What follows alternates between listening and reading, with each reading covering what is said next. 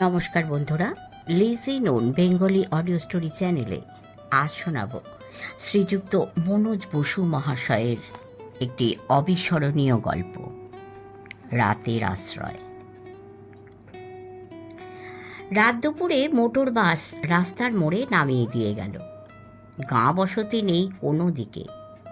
আউশ ক্ষেতের মধ্য দিয়ে কাঁচা রাস্তা চলে গেছে। দুর্যোগও বিষম। হু হু করে হাওয়া বইছে। রাস্তা থেকে উড়িয়ে ধান বনে ফেলে না দেয়। ক্ষণে ক্ষণে বৃষ্টি। অন্ধকারে চারিদিক লেপে মুছে গেছে। একমাত্র সুবিধা ঝিলিক দিচ্ছে মাঝে মাঝে। এই আলোয় পথ দেখে এগুচ্ছি। অথচ কোনো গোলমাল হবার কথা নয়। সন্ধ্যা নাগাদ বাস নামিয়ে দেবে, পালকি থাকবে। বাস থেকে নেমেই পালকি।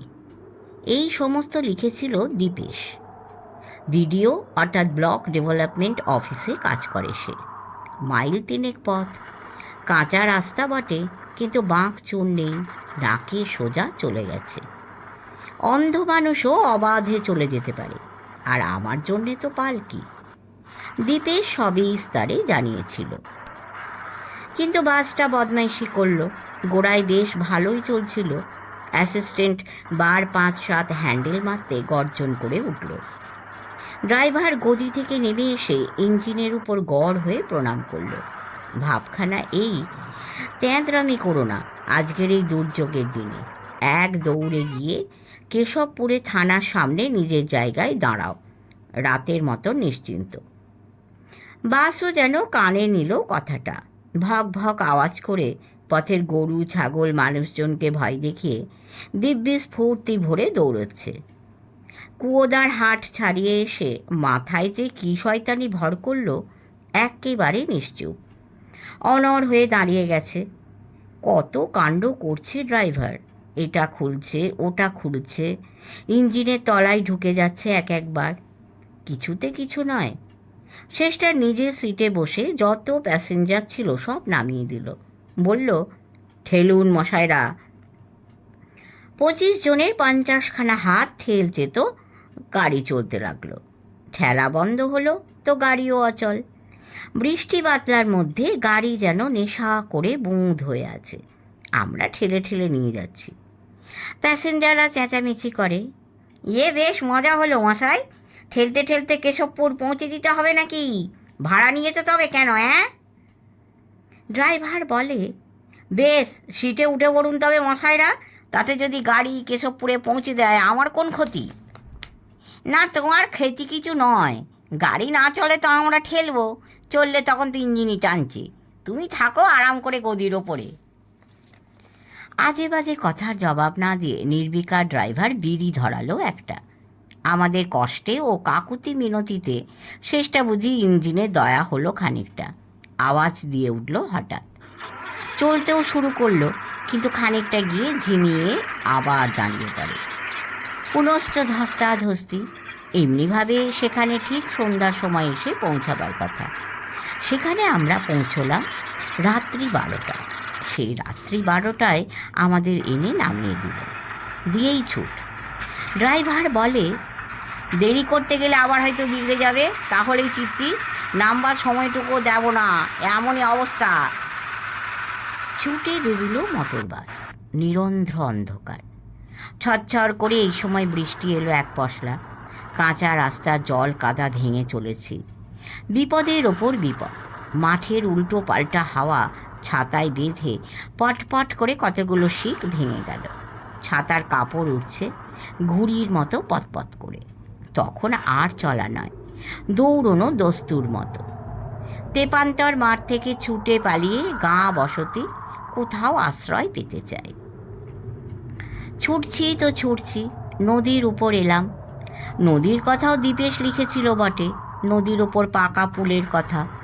পথ ভুল করিনি তবে, কিন্তু আর তো পেরে উঠিনি।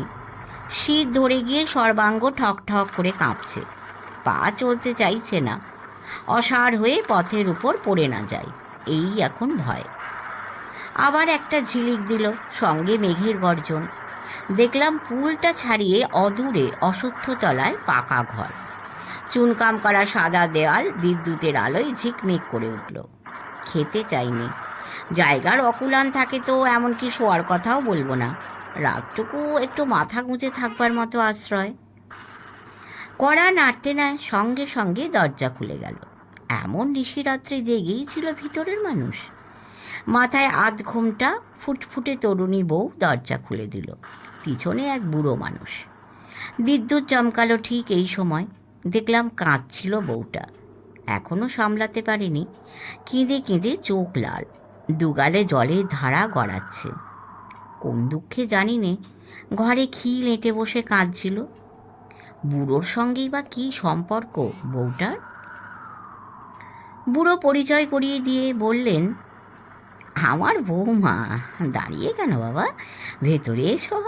বৃষ্টিতে নিয়ে গেছো একেবারে। শুকনো কাপড় চোপড় আছে তো সঙ্গে?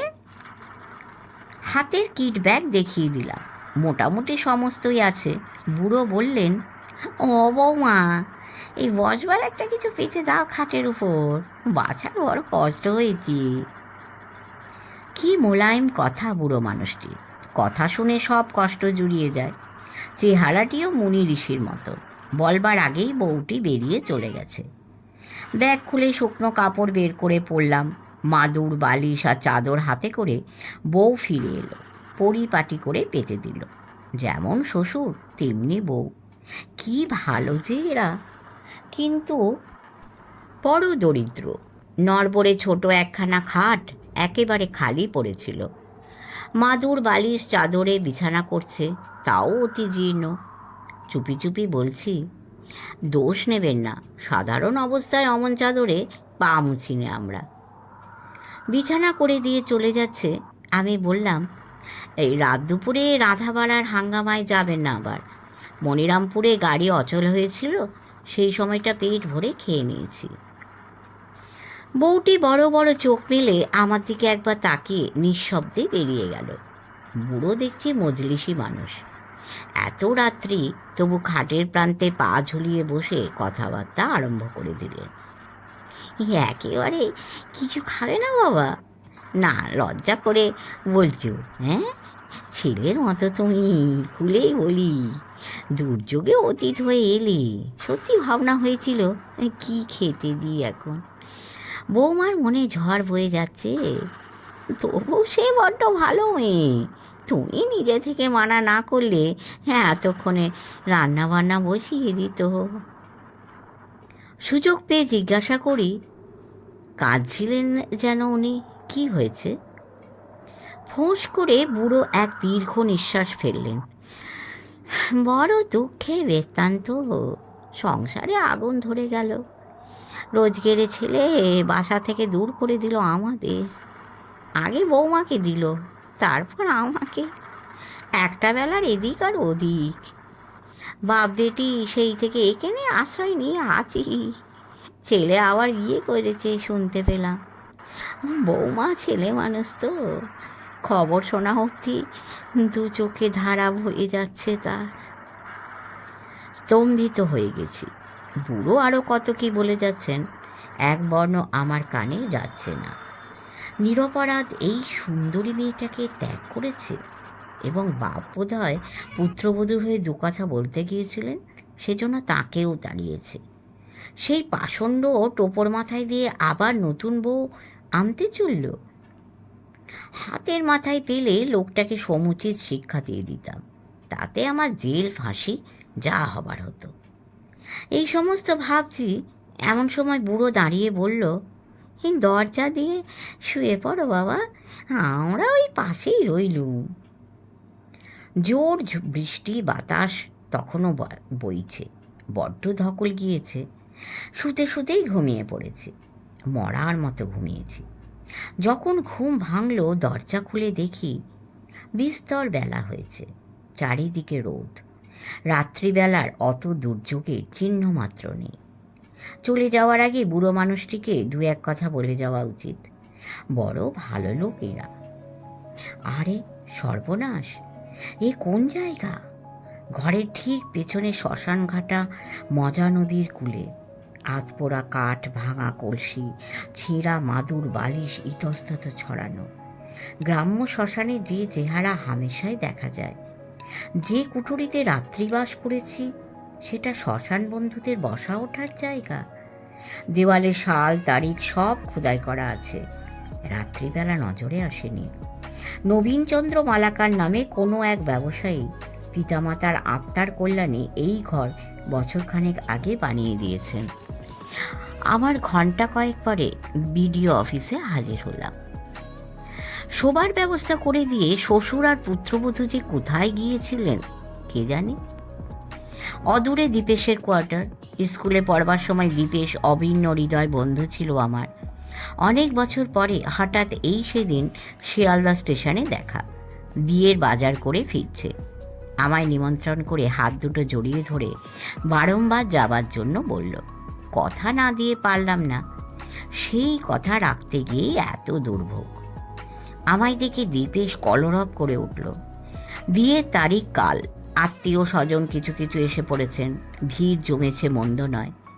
বলে, এক গলা কথা জমে আছে, চল চল। চেঁচিয়ে চা খাবার দিতে বলে টানতে টানতে তার নিজের ঘরে নিয়ে চলল। ঘরে ঢুকে চমকে উঠি। সামনের দেওয়ালে হাসি মুখ তরুণীর ছবি, ঠিক তার উল্টো দিকের দেওয়ালে বুড়ো মানুষটি। কাল রাত্রে শ্বশুর আর পুত্রবধূ, সেই যে দুজনকে দেখেছিলাম। স্তম্ভিত বিস্ময়ে দীপেশকে জিজ্ঞাসা করি, ছবি কাদের? আমার স্ত্রী নীরা, আর ইনি হলেন বাবা। দীপেশের চোখ ছলছল করে ওঠে। এই কোয়ার্টারে আসার পরেই সর্বনাশ হলো। কলেরা হয়ে দুজনেই মারা গেলেন, একই দিনে সকালে আর বিকেলে। 8 মাস হয়ে গেল দেখতে দেখতে। বৌমা বলতে বাবা অজ্ঞান হতেন, বউ যেতে যেতে তিনিও, তাই যেন আর দেরি করলেন না। শেষ করলাম একটি ছোট ভিন্ন স্বাদে অন্যরকম গল্প। যদি ভালো লাগে অবশ্যই কমেন্ট করবেন, লাইক করবেন, সাবস্ক্রাইব করে আমাদের পাশে থাকবেন। নমস্কার।